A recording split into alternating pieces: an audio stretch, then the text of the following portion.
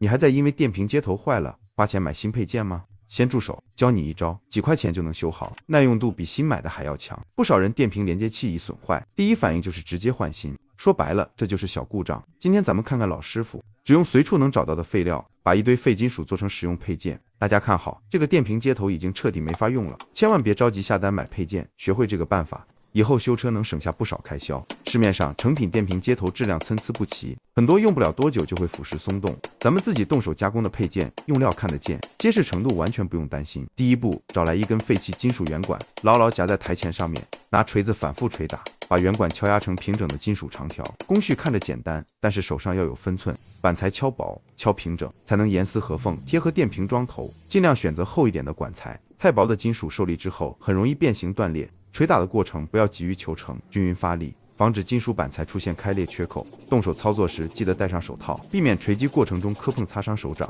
如果金属管材生锈严重，最好先用砂纸简单打磨除锈，紧接着拿马克笔标记轮廓，弯折出匹配电瓶柱的圆弧。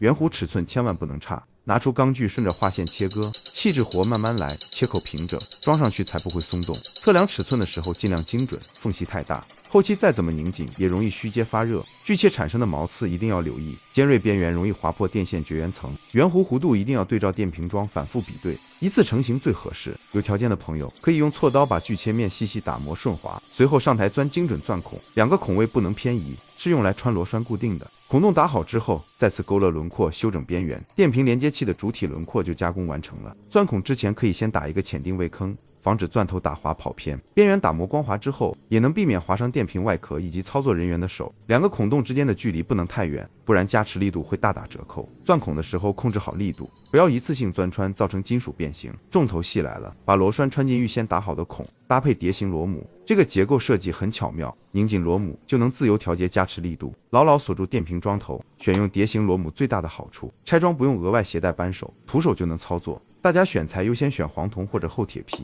导电性能远优于劣质镀锌薄件。螺栓长度也要挑选合适的，过长容易触碰周边金属引发短路，螺母拧紧力度适中就行，蛮力硬拧容易压坏电瓶桩。最后处理电线，剥开外皮露出铜芯，把铜线塞进接头尾部，用力敲紧压实，套上热缩管，用火烘烤密封，隔绝空气，避免接线位置氧化发生短路。铜线一定要充分压实，接触面积越大，通电的时候越不容易发热。热缩管记得完整包裹金属接线位置，防水防氧化的效果才能拉满。烘烤热缩管不要长时间对着一处烧，防止烫坏外层线缆。